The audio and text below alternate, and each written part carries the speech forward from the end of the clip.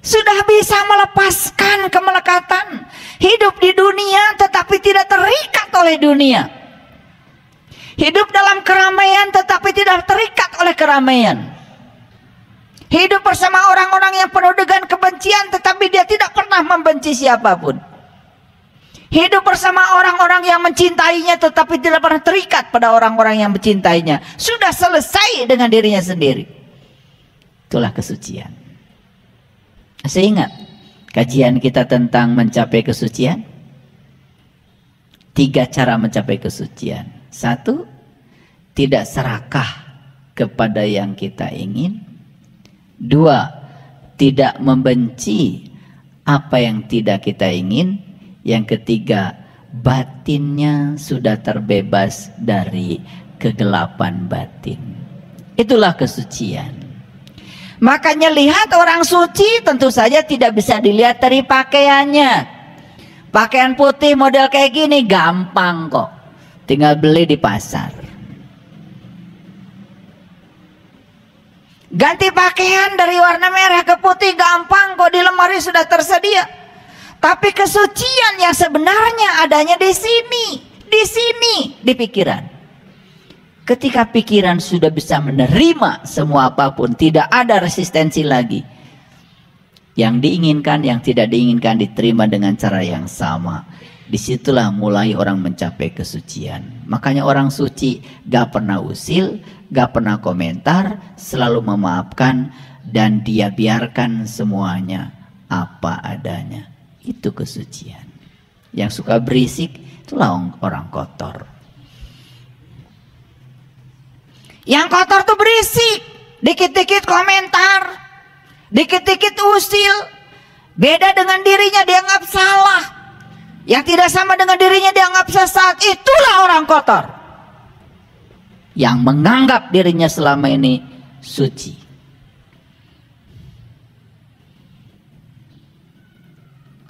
Orang yang semacam itu, gores saja sedikit binatangnya keluar dari tubuhnya. Para sahabat, orang suci tidak bisa diukur dari hafalan hadisnya. Orang suci tidak bisa diukur dari hafalan kitab sucinya. Orang suci tidak bisa diukur dari berapa banyak ritual yang dilakukannya.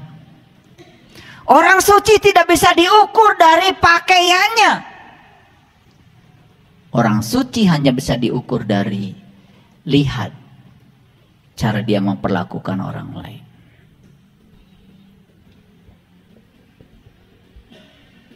Kalau dia bisa memperlakukan semua orang, yang baik yang tidak baik kepada dia apa adanya, itulah orang suci. Paham sampai sini? Yuk kita teruskan lagi. Ini belum apa-apa kajiannya, baru membahas permukaannya. Saya mau cerita bunga teratai. Makanya pada kesempatan milad saya yang ke berapa tuh, 53 tahun kalau tidak salah, ada sahabat yang memberikan gambar bunga lotus. Sampai sekarang saya pajang di ruang utama di rumah saya. Nggak tahu dia itu ngasih bunga lotus sama saya ngerti artinya bunga lotus apa tidak. Yang penting begitu dia kirim bunga lotus, itu hadiah terindah bagi saya. Saya sempat meneteskan air mata karena saya sudah banyak belajar dari bunga lotus. Baik, kita lihat sekarang. Bunga lotus itu daunnya kotak apa lingkaran? Lingkaran. Ka'bah kotak apa lingkaran? Kotak. Orang mengelilingi Ka'bah geometrinya kotak apa lingkaran? Ka'bahnya kotak, tapi mengelilingi Ka'bah gak boleh kotak, tapi harus lingkaran. Ada nggak ban bentuknya kotak? Bisa kebayang nggak kalau ban sepeda motormu, ban mobilmu kotak? Kebayang nggak?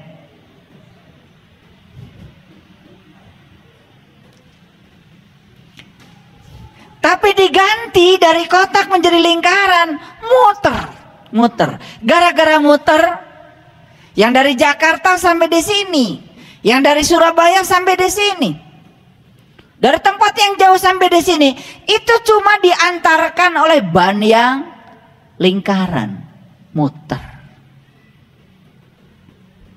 Makanya lingkaran itu menjadi lambang kesempurnaan, disebutnya juga mandala. Makanya kalau kalian belajar spiritual, buru-buru masuk lingkaran. Jangan tinggal dalam kotak.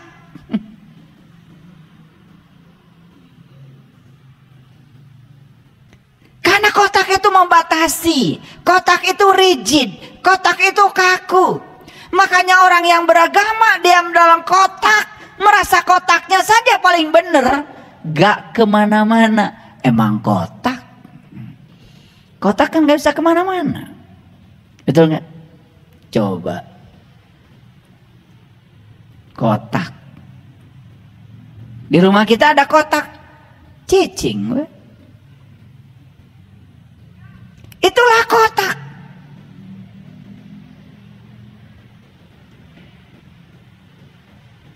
Makanya orang yang masih mengkotak-kotakan orang lain karena keyakinannya, mengkotak-kotakan orang lain karena kulitnya, mengkotak-kotakan orang lain karena sukunya, mengkotak-kotakan orang lain karena bahasanya, gak kemana-mana. Makanya alam semesta mengajarkan kepada kita, tidak ada satu planet pun yang bentuknya kotak. Tidak ada satu bintang pun yang bentuknya kotak. Semua bentuknya adalah lingkaran, mandala. Itulah kesempurnaan. Air hujan pun jatuh dari langit, gak ada yang kotak. Kebayang gak kalau air hujan jatuhnya kotak? Ih, baret-baret kamu kehujanan. Payung sobek-sobek. Luar biasa. Makanya lingkaran ini bukan sekedar lambang kesempurnaan, tapi lingkaran itu lambang kelembutan. Berapa banyak orang yang tawaf di Makkah sana, setelah tawaf tanya, kenapa kamu mengelilingi Ka'bah lingkaran? Banyak yang gak ngerti.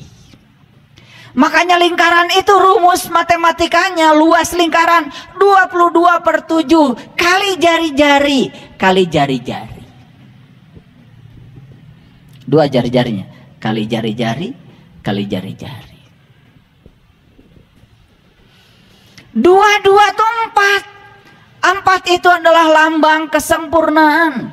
Kita punya 4 dalam tubuh kita, penglihatan, pendengaran, pernapasan, pengecapan. Itu yang 4 yang sangat berharga dalam hidup kita. Dan yang 4 itu temannya yang 7. Jari-jari, jari-jari, sempurnalah jadi lingkaran. Ketemu luas. Keren ya. Kalau saya buktikan di ruangan ini kenapa 22/7 kali jari-jari kali jari-jari lingkaran, ya itu saya harus ngasih kuliah kalkulus. Kalian harus belajar limit, integral, diferensial. Mungkin dengar istilahnya aja kalian udah mules. Boro-boro mikirin itu. Mikirin udara aja tekanannya berapa nggak pernah kepikir. Mikirin udara bisa ngangkat pesawat mungkin selama ini nggak pernah kepikir, betul? Iya. Kemana aja sih? Saya nggak ngerti sibuk apa sebetulnya. Mikir yang gitu-gitu aja sampai nggak pernah ada waktu. Ini udara menempa saya nih, menempa saya, angin menempa saya. Saya langsung kepikir, oh berarti tekanan di sana lebih besar daripada tekanan di sini. Kenapa? Oh berarti temperatur di sana ya lebih kecil daripada temperatur di sini. Kenapa begitu? Oh berarti kapasitas kalor benda-benda yang di sana lebih kecil daripada kapasitas kalor benda-benda yang di sini. Jalan tuh otak tuh, menganalisis semuanya. Lalu semuanya menjadi terpahamkan. Kalau semua terpahamkan, clear. Tidak ada hafalan di otak ini. Yang ada adalah pengertian yang datang dari pengalaman.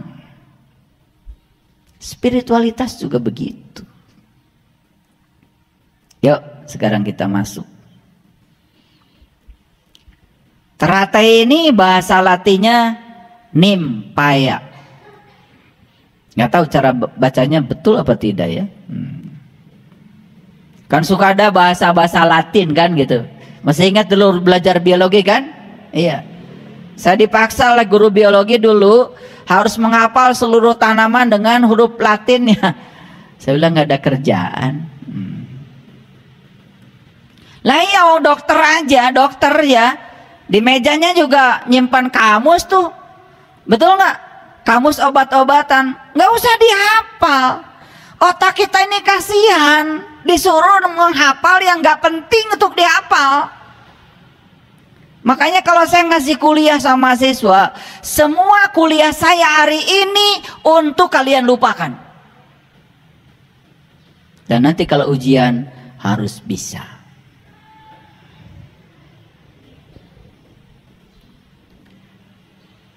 Tertawa mahasiswa kadang nggak ngerti omongan saya.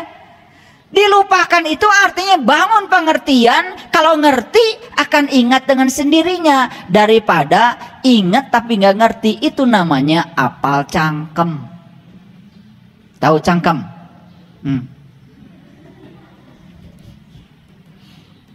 Apal cangkem itu apal tapi nggak dapat manfaat dari hafalannya.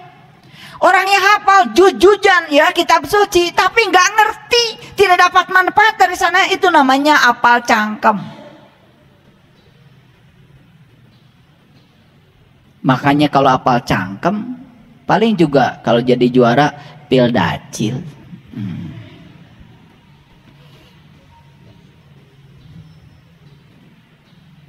Nah ternyata teratai itu nimpaya. Ini saya tanya Bunda Tuti nih, ini dosen biologi. Mohon maaf Bunda kalau saya salah. Nama genusnya itu adalah tanaman air dari suku Nymphaeaceae. Nama juga huruf Latin. Kita jadi pusing bacanya. Nah bahasa Inggrisnya dikenal water lily. Bahasa Inggrisnya. Nah, di Indonesia teratai juga digunakan untuk menyebut ya tanaman genus Nelumbo atau disebut juga lotus. Nah, makanya saya menyebut tadi lotus itu sebetulnya teratai. Jadi pada zaman dulu orang memang sering mencampur adukan antara tanaman Nelumbo seperti seroja dengan genus Nymphaea atau teratai. Jadi bunga teratai ini ya terdapat di permukaan air, ya dia tidak mengapung di permukaan, tidak mengapung di permukaan, sadar nempel di permukaan air. Kelopaknya ada yang merah, ya, ada yang putih, ya, ada yang kuning, dan daunnya berbentuk lingkaran. Sudah dibahas tadi ya. Kenapa lingkaran? Karena lingkaran adalah lambang kesempurnaan. Dari situ saja kita sudah dapat banyak pelajaran. Apa sih pesan spiritual yang mau saya sampaikan? Ini penting sekali. Tapi mari kita kenali dulu. Jadi teratai ini adalah tanaman yang tumbuh di permukaan air. Dan airnya harus tenang. Betul? Biasanya kan di telaga-telaga, di danau-danau tumbuhnya ya. Di sungai nggak ada. Di sungai nggak ada. Ya, teratai itu di air yang tenang, air yang diam. Bunga dan daunnya terdapat di permukaan air. Keluar dari tangkai yang berasal dari rizoma. Ya, rizoma itu akar. Rizomanya, akarnya ada di lumpur. Jadi akarnya di lumpur, kemudian tangkainya di air, dan itunya kelopak bunganya sudah sampai di permukaan air. Gitu. Tangkai terdapat di tengah-tengah daun. Jadi tangkainya itu menjadi sumbu ya, menjadi sumbu. Daun berbentuk bundar. Ada juga yang berbentuk oval, yang lebar, yang terpotong pada jari-jari menuju tangkai. Permukaan daun tidak mengandung lapisan lilin, sehingga air yang jatuh ke permukaan daun tidak berbentuk butiran-butiran air. Jadi ada sekitar 50 spesies teratai. Apa keunikan dari bunga teratai? Teratai itu merupakan tanaman air yang unik. Apa uniknya? Teratai ya yang tumbuh di air yang sangat berlumpur. Semakin coklat, semakin keruh tempat tumbuhnya, justru warna bunganya semakin cemerlang. Keren ya? Semakin coklat, semakin kotor tempat tumbuhnya, tetapi bunganya semakin cemerlang. Nah, tentu saja ini riset ya dari orang-orang yang menekuni ini. Bisa mengatakan ini kan karena hasil pengamatan, betul? Nah, jadi kalau teratai itu makin kotor, makin coklat tempat tumbuhnya, malah dia semakin cemerlang bunganya. Yuk manusia,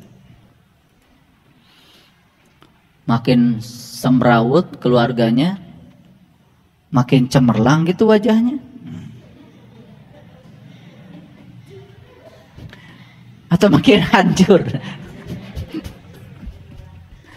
Makin semrawut kehidupan ekonominya, makin cemerlang gitu wajahnya. Jadi ini ada kebalikan yang luar biasa dibandingkan teratai dengan manusia. Makin keruh, makin berlumpur, makin coklat, bunganya makin cantik dan cemerlang, makin bersih. Nah, harusnya manusia seperti itu. Makin kotor tempat kita tumbuh, makin semrawut tempat kita tumbuh, harusnya kita makin cemerlang. Kenapa kita tidak seperti itu? Karena kita tidak mengerti kenapa kita ada di situ. Nabi Muhammad itu adalah benih teratai yang indah, diturunkan di tempat yang jahiliyah, diturunkan di tempat yang sangat keras, gurun pasir. Di situ kehidupan sangat sulit, tapi beliau berhasil menjadi teratai yang indah. Dan hampir semua orang-orang suci memilih untuk tinggal di tempat yang kotor, di tempat yang coklat, yang keruh. Kenapa? Mereka tahu kalau tempat itu adalah tempat untuk tumbuh kebijaksanaannya dengan baik. Dan orang-orang yang hidupnya penuh dengan ketakutan, boro-boro dihidupkan di lumpur, dihidupkan di air yang bersih pun malah mengotori air. Makanya berulang kali saya katakan orang yang baik karena kesadarannya, bukan baik karena ingin dipandang baik oleh orang lain, tidak pernah memilih surga tempat tinggalnya. Kenapa? Orang baik yang baik dari kesadarannya, dimanapun dia tinggal, tempat itu berubah menjadi surga. Bahkan neraka pun, kalau dia hadir di sana, neraka pun bisa berubah menjadi surga karena kehadirannya. Itulah tandanya orang baik yang datang dari kesadarannya. Orang yang baik berpura-pura baik, dari sekarang terus saja yang dibicarakan adalah surga tempat tinggalnya, tempat istimewa buat dia, padahal nggak ada kebaikannya.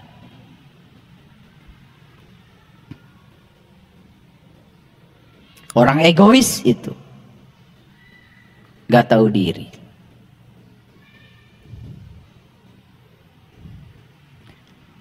Bahkan dia belum pernah ke surga pun menjanjikan orang lain untuk pergi ke sana. Merayu-rayu orang lain, padahal dia pun tidak tahu.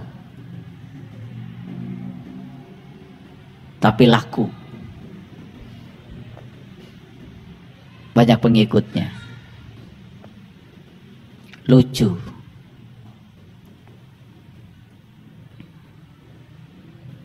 Jadi teratai itu semakin kotor tempat tubuhnya, semakin cemerlang bunganya. Ayo sahabat, ketika kita tinggal di tempat bersama orang-orang yang terus membuat kita tersakiti, bersama orang-orang yang terus membuat kita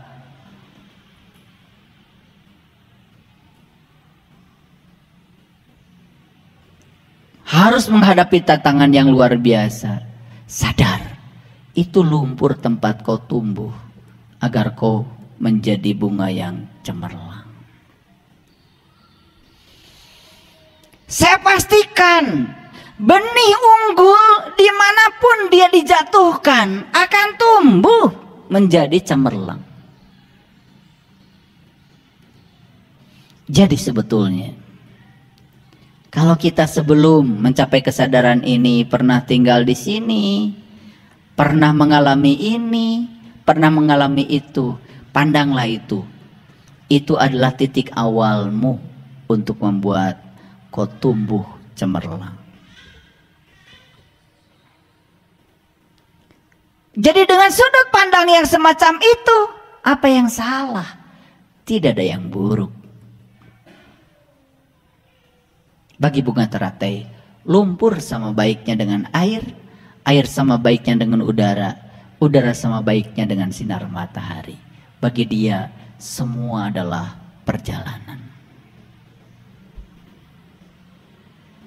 Saya sering berulang kali mengatakan tidak ada masa lalu yang buruk. Seburuk apapun masa lalu menurut pikiranmu, bukankah masa lalu yang telah berjasa mengantarkan kita ke hari ini? Di sini, saat ini, sekarang. Ada yang pernah disakiti oleh pasangannya.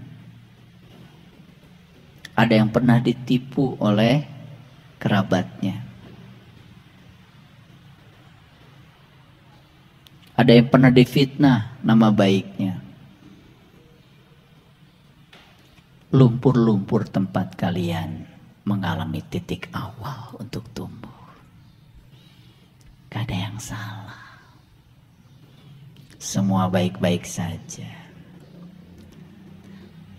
Itu adalah cinta kasih semesta supaya kalian tumbuh. Belajar sabar, harus ada orang yang tidak sabar supaya tumbuh kesabaran. Belajar baik harus sama orang yang tidak baik supaya tumbuh cinta kasih. Kalian tidak akan pernah sukses belajar baik sama orang baik.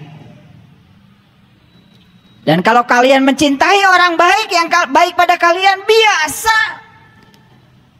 Dan kalau kalian sudah berhasil mencintai orang yang tidak baik padamu, mencengkelkanmu, mensakitimu terus menerus, dan kau bisa mencintainya dan menerima dia apa adanya, kau akan berubah menjadi manusia baik dan istimewa. Jadi sekarang orang-orang yang disebut tidak baik itu lumpur, bukan? Lumpur? Untuk apa? Untuk kau tumbuh. Orang-orang yang menyakitimu itu lumpur, bukan? Lumpur. Untuk apa? Untuk kau tumbuh. Bisnis-bisnismu yang kemudian gagal, hancur semuanya, lumpur, bukan? Lumpur. Untuk membuatmu tumbuh. Sekarang lihatlah semua sebagai lumpur yang subur untuk tumbuhnya kalian. tumbuhnya jiwamu, tumbuh kedewasaanmu, tumbuh kebijaksanaanmu. Itu keren, itu hadiah semesta untuk menyadarkan kalian. Apa yang selama ini kalian lihat? Dikasih judul musibah, dikasih judul ujian, macam-macam judulnya. Kalian sendiri yang bikin judul macam-macam itu. Jadi kalian tuh hidup terlalu banyak bikin judul.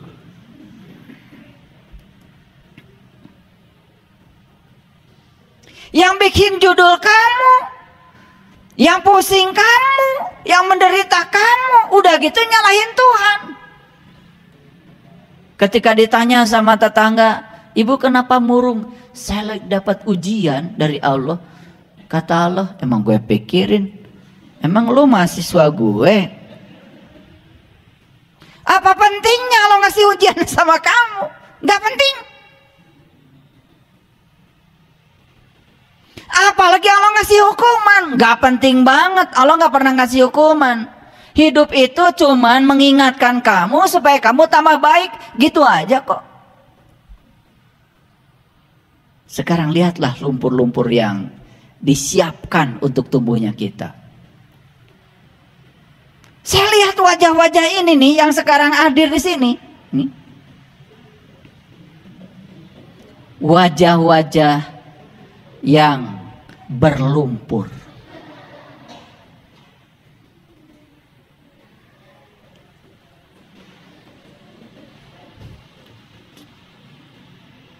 Oh enggak, ada yang sudah jadi tangkai. Ada juga yang sudah jadi kelopak, udah belum terbuka kelopaknya.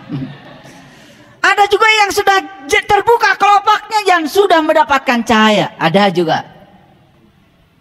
Terus terang aja saya bicara begitu. Karena kelihatan kok semuanya. Ada yang masih di lumpur, ada yang sudah jadi tangkai kecil. Ada yang sudah tangkainya panjang melewati air. Ada yang sudah menjadi kelopak. Wah keren. Tapi belum terbuka. Masih nutup. Kenapa tidak terbuka? Menunggu waktunya. Kapan dia akan terbuka? Tepat saat kau bisa menerima baik buruk apa adanya. Kelopakmu akan mekar. Dan sinar akan datang. Kan banyak yang tanya sama saya, ayah kok saya kan ngaji udah lama tapi kelopaknya kuncup terus. Kurang nutrisi. Jadi lumpurnya itu kurang nutrisi. Berarti harus ditambah nutrisinya. Lumpurnya harus lebih kotor lagi. Nah, setelah nyungsep habis segalanya. Ada yang habis segalanya itu. Dulu dia pejabat di sebuah BUMN, disayangi anak istrinya, keluarganya, sampai anak-anaknya sekarang gak peduli lagi sama dia. Dia tinggal sebuah kontrakan yang sempit sendirian. Tetapi saya udah kasih ilmunya. Gak apa-apa sendirian. Yang penting tidak kesepian. Wah tambah pusing aja dengan saya. Betul gak? Bisa gitu sendirian gak kesepian? Bisa. Karena Allah bersamamu lebih dekat kepadamu daripada urat nadi lehermu. Bersama Allah tidak pernah kesepian. Sendiri tetapi tidak sendirian. Ulangi. Sendiri tetapi tidak merasa sendirian. Itulah yang disebut dengan pencerahan. Bukankah kita asalnya sendiri? Dan kita akan kembali sendiri. Ayo, hiduplah dari sekarang sendiri tanpa merasa sendirian. Pada akhirnya kalian akan sendiri. Pakai hidup yang bareng-bareng terus. Lihat orang yang ingin bareng-bareng terus, hidupnya bergantung pada orang lain. Bahagia